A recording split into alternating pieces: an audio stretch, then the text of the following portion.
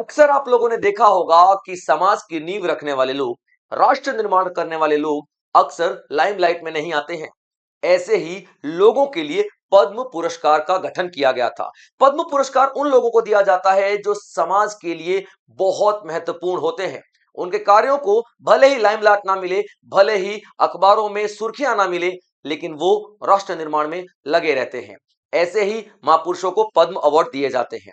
इस साल पद्म अवार्ड्स 131 लोगों को दिए जाने हैं, जिसमें से आप देखोगे कि 5 पद्म विभूषण हैं, 13 पद्म भूषण हैं और 113 पद्मश्री हैं। और मध्य प्रदेश से 4 ऐसे महापुरुष हैं जिन्हें पद्मश्री अवार्ड से नवाजा जा रहा है। तो आज हम देखेंगे उन्हीं 4 महापुरुषों के बारे में कि आखिर कौन है और उनको क्यों ये अवार्ड्स दिए जा रहे हैं। सबसे पहले आप लोग देखोगे श्री भगवान दास रायकर जी, ठीक है, याद रखना, श्री भगवान दास रायकर जी। आप देखोगे ये 83 साल के हैं और इन्होंने लगभग अपना पूरा जीवन निकाल दिया। आप इनको देख सकते हैं, ठीक है, आप इनको देख सकते हैं। तो ये 83 साल के हैं और इन्होंने अपना पूरा जीवन खेल को समर्पित कर दिया। और खेल भी कोई क्रिकेट फुटबॉल नहीं, इन्होंने बुंदेली मार्शल आर्ट्स को पूरी दुनिया तक पहुंचाया।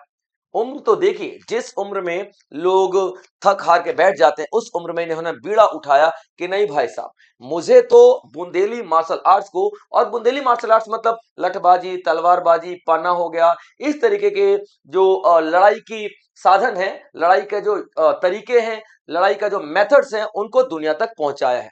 तो आप देखोगे इन्हें पद्मश्री अवार्ड 2026 के लिए चुना गया है। ये वो अनसंग हीरो है जिनके बारे में आज शायद अभी ये अवार्ड अनाउंस हुआ है तो आप लोगों ने सुना होगा, वरना उस एरिया के लोग ही जानते हैं।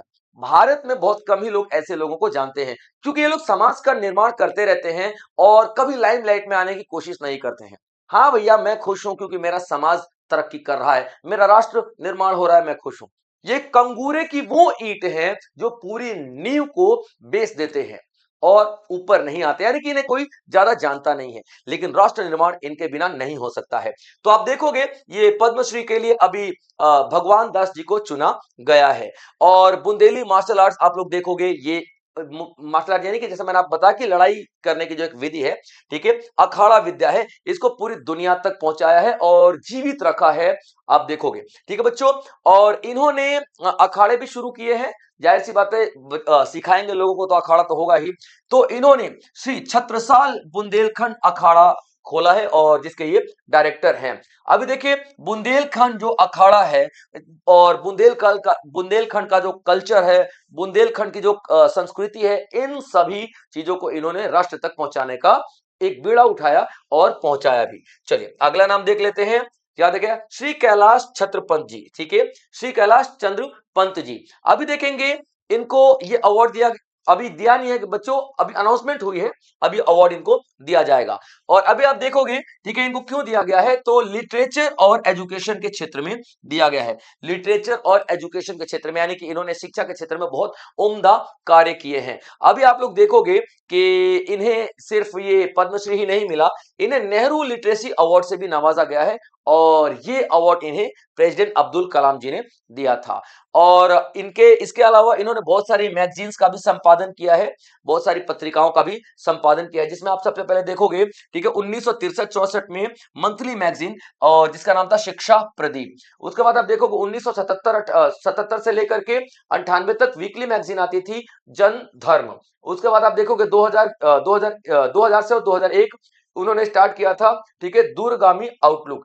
ये इनकी मैगजीन है जहां पे इन्होंने काम किया था। ओके, उसके बाद 2003 के बाद देखोगे एक बाई मंथली मैगजीन है अक्षरा चलाई।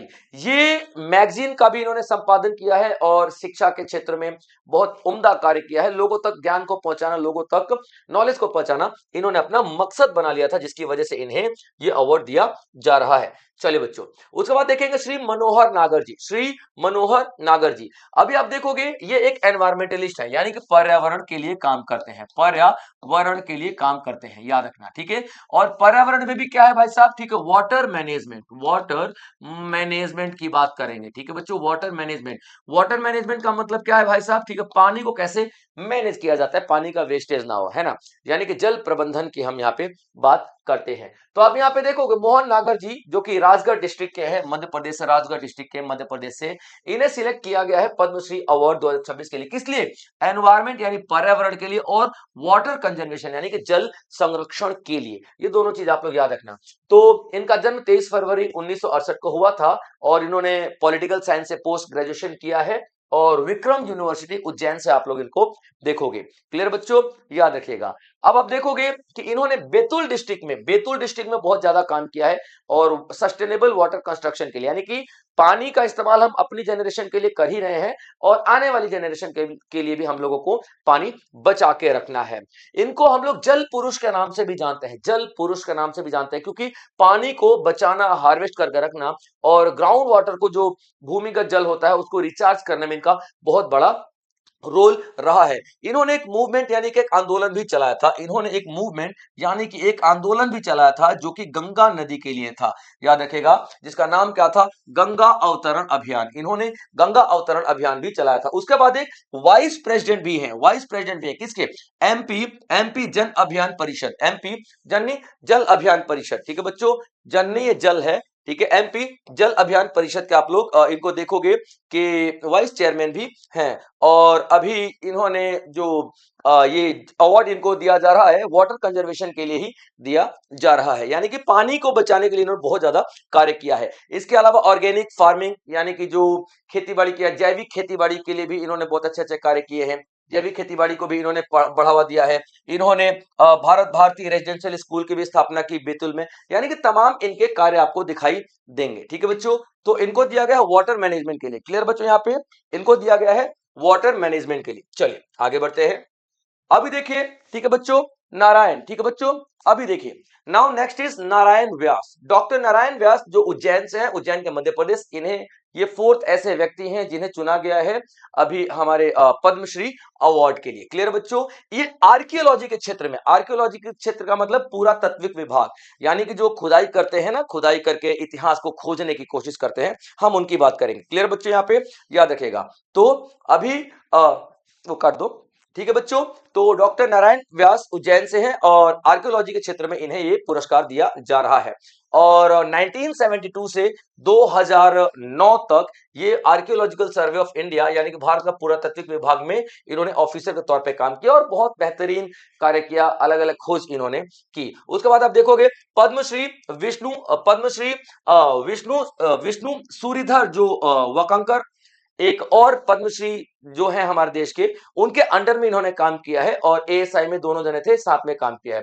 उसके बाद देखा इन्होंने भीमबेटका, सांची, और सांची के स्तूपा, और रानी की बाव, और तमाम तरीके की जो ऐतिहासिक चीजें हैं उनकी इन्होंने खोज की है, जो कि 10वीं और 11वीं सेंचुरी से बिलोंग करते हैं, 10वीं और 11वीं सेंचुरी से हैं। ओवरऑल आप लोग देखोगे तो इनको हम लोग देखेंगे एक मतलब इतिहास को खोजने के लिए, ये एक आर्कियोलॉजिस्ट है, तो जाहिर सी बात है इतिहास को खोजने का कार्य करेंगे। ठीक है बच्चों, तो ये चार ऐसे एमिनेंट पर्सनालिटी थे जो जिन्हें अभी दिया जा रहा है पद्मश्री, और ये सारे सर एमपी से ही हैं। तो इसी तरीके के और भी बेहतरीन लेक्चर्स मैं आप लोगों के लिए लेकर के आता रहूंगा। तब तक आप लोग अपना ध्यान रखेंगे, लेकिन हाँ, जो भी बच्चे इस प्लेटफॉर्म पे नए हैं, सब्सक्राइब करके जरूर जाना बच्चों। जय हिंद।